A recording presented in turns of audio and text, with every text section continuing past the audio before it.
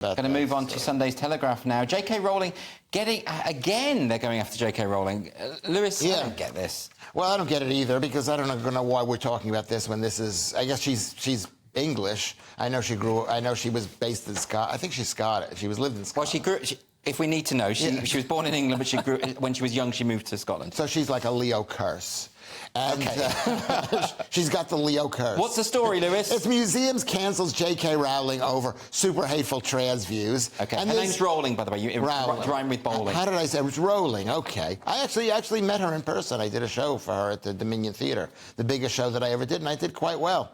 It was one of the weirdest things. Anyway, so the Museum of Pop Culture, which is in Seattle, I didn't know. It's got a very expensive building designed by a very famous architect, I don't remember the name. He did a building at Bard College, where I went to school, and he says they're going to continue to display Harry Potter memorabilia, but they will make no reference to the author. No, I mean, you're underplaying it a little bit. So one of the members of staff at this museum has written a blog post, 1,400 words, outlining JK Rowling's super hateful views, saying how problematic she is, talking about how she's a cold, heartless, joy-sucking entity.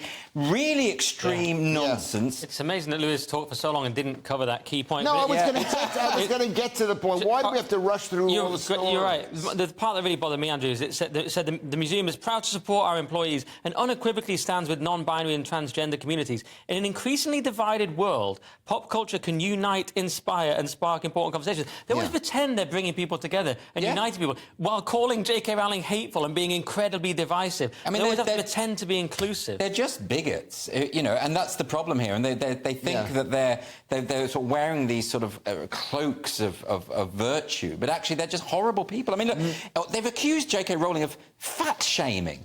When is she fat-shamed? Hagrid's a larger guy.